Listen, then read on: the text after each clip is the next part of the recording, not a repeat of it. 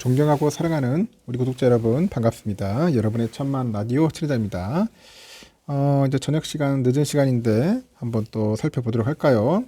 여러분한테 저녁 맛있게 드셨는지 모르겠습니다. 시간이 참 빨리 가네요. 보니까 뭐 하다 보면은 그냥 후딱후딱 가는 것 같습니다. 후딱후딱 가는 것 같고 하여튼 여러분 편안하게 하루를 마무리하면서 재미있는 그런 일들과 함께 보내셨으면 좋겠습니다. 삼성의 이야기는 제가 아주 꾸준히 얘기하는데 아주 재미있는 이야기들이 있어서 여러분들에게 얘기할 테니까 참고하십시오. 참고하시면 됩니다. 삼성전자 쌀 때 부지런히 모아야 합니다. 쌀 때 부지런히 모으자. 저는 그런 게 아무리 좋은 주식도 이 비쌀 때 사면은 의미가 없어. 쌀 때 사야지. 비쌀 때 사서 뭐 하겠습니까? 지금 보니까 국내 기업들의 이익 전망치가 좀 낮아지고 있어요. 낮아지다 보니까 국내 증시의 밸류에이션 부담이 높아지고 있는 거죠. 전문가들은 내년도 이익이 증가하다 보니까 주가 수익 비율 PER이 낮아질 종목을 골라야 한다. 그렇게 이제 조언들을 하고 있더라고요. 반도체랑 그 조선 화학업종 등이 이제 유망하다는 그런 평가도 나오고 있습니다. 금융정보 분석 시스템에 보니까 퀀티와이즈 있어요. 퀀티와이즈하고 하나증권에 따르면은 반도체 업종은 내년도 순이익이 올해 대비 한 972% 증가할 것으로 조사가 됐습니다. 전 업종을 통틀어서 가장 높은 증가율이에요. 반도체 경기가 올 상반기 바닥을 치고 이제는 반등하는 가운데 기업들의 감산 효과까지 가미가 돼가지고 이익 반등 폭이 더 커질 것으로 이제 분석이 돼요. 이 반도체 대장주인 삼성전자는 내년도 순이익이 올해보다 한 189% 증가할 것으로 예상을 합니다. 삼성전자 그 PER은 올해 35배까지 올랐어요. 35배까지. 내년에는 10배 초반대까지 떨어질 전망이다. 그런 이야기가 하는데 반도체 장비 업체인 원익 IPS도 내년 순이익이 올해보다 한 148% 정도 늘어날 것으로 예상을 하는 것 같아요. PER도 올해 30배 수준에서 내년에는 한 10배까지 떨어질 것으로 현재 관측이 되고 있다는 겁니다. 조선업종도 턴어라운드가 기대되는 업종이에요.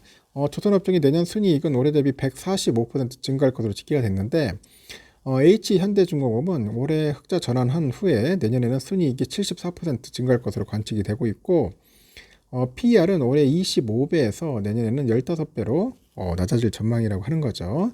올해 순이익 53% 증가가 예상되는 화학업종에서는 롯데케미칼하고 LG화학이 탑픽으로 꼽혔어요. 롯데케미칼의 PER은 올해 30배 수준에서 내년에는 10배 수준으로 하락할 것 같고요. 같은 기간에 LG화학도 20배 수준에서 10배 수준으로 PER이 낮아질 것으로 현재 예상을 합니다.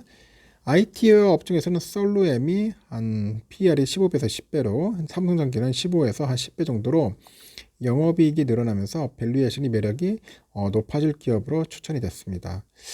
다음 주도주는 내년도 순이익이 늘어나면서 PER이 하락하는 기업들이 될 가능성이 높다 그런 겁니다. 다시 이야기하지만은 삼성은 내년도 순이익이 올해보다 189% 이상 늘어날 것이다. 증가할 것이다. 삼성 PER은 올해 35배까지 올랐죠. 내년에는 한 10배 초반대로 떨어질 거라고 하니까 한번 기대를 해보겠습니다. 하여튼 뭐 좋은 뭐 소식이고 내용인데 하여튼 여러분 희망을 잃지 않았으면 좋겠어. 희망을 잃지 말고 한번 가보는 겁니다. 요즘 보니까 에코프로가 한때 막 잘 나갔죠. 요즘 보니까 매도 리포트가 계속 나오고 있더라고요. 그래서 혹시라도 2차 전지 관련된 그 투자하시는 분들 조심하시기 바랍니다. 제가 막 한때 조심하라고 했는데 한때는 비아냥거리는 분들이 좀 많았어요. 근데 이제 와서는 조용하더라고. 내가 그랬잖아. 그때 한참 잘 나갈 때 70만 원, 80만 원대 빨리 팔고 나가라고. 나갔으면 괜찮은데 그때 또 사가지고 물려있는 분들 좀 안타깝습니다. 탈출할 때는 빨리 탈출하셔야 돼요, 여러분. 안 하면 힘들어요. 최근에 그 급등한 종목들에 대해서 증권사들도 장밋빛 전망을 철회하는 사례가 늘고 있습니다. 아울러서 대형주에 주목해야 한다는 목소리도 커지고 있고 금융정보업체 FN가이드에 따르니까 최근에 한 달 동안 증권사들은 총 34건의 증권사 보고서를 냈습니다. 26개 종목에 대한 투자 의견을 낮춰가지고 매수 권고를 철회하더라는 거죠. 지난해 같은 기간 9개 종목에 대해서 10개 보고서가 투자 의견을 하향 조정한 것에 비하면 부정적인 전망이 이제 늘어난 셈입니다. 이렇게 투자 의견이 하향 조정된 종목은 주로 2차전지 관련 업주더라고요. 업종인데 특히 에코프로비엠의 투자 의견 하향이 집중이 돼요. 지난달 비엔키 투자증권을 시작으로 해서 뭐 교보증권, 하이투자증권, 삼성증권, 유안타 대신 하여튼 6곳이 매수 의견을 거둬들였어요. 결국은 중립을 낮춥니다. 유진투자증권은 골 때리네. 매도 의견이야. 매도 의견을 냈고 그러다 보니까 그 연구원이 그래요. 오는 2030년까지 에코프로비엠의 성장이 예상대로 진행되는 가정 하에 20만 원 이상의 주가는 고평가다 그렇게 판단을 합니다. 에코프로에 대해서도 매도 보고서 나왔는데 지난달 보니까 현재 시가총액이 5년 후에 예상 기업치를 넘어섰다. 동종업계에서 미래에 대한 준비가 가장 잘된 위대한 기업이지만은 좋은 주식이라고 보기는 어렵다. 그렇게 이제 밝힌 바 있습니다. 국내 증시는 연초부터 지난달까지 예상보다 가파르게 오르다 보니까 2차 전지 등 특정 테마를 중심으로 해서 과일 양상이 나타나요. 주가 상승 여력이 줄어든 그 종목들을 중심으로 해가지고 증권사들이 대거 투자 의견을 낮춘 것으로 현재 이제 보이고 있는 겁니다. 에코프로 형제주뿐이 아니에요. 그 포스코홀딩스하고 한미반도체, 한미약품 등에 대해서 기업의 그 펀더멘털보다는 일시적인 수급설림 현상으로 인해 가지고 주가가 과도하게 올랐다 그렇게 지적을 합니다. 그래서 중립으로 투자 의견을 내린 거죠. 이 밖에 아모레퍼시픽이나 대한항공, CJENM 등은 업황 개선에 대한 불확실성이 크다는 이유로 일부 증권사가 매수 의견을 철회한 상태입니다. 2차 전지 그 관련주들의 약세가 진행되다 보니까 증권가에서는 대안으로 그 대형주를 추천하는 경우가 많아졌어요.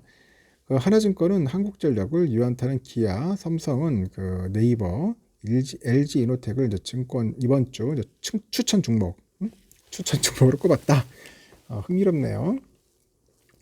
미국의 부채 한도 협상 지원과 예탁금, 신용잔고 등 국내 그 투자자 수급 지표가 꺾이다 보니까 증시 조정세가 지속되고 있죠. 그 가운데 중소형주 그 수익률이 대형주 대비했을 때 부진한 모습을 보이기 시작했다는 거예요.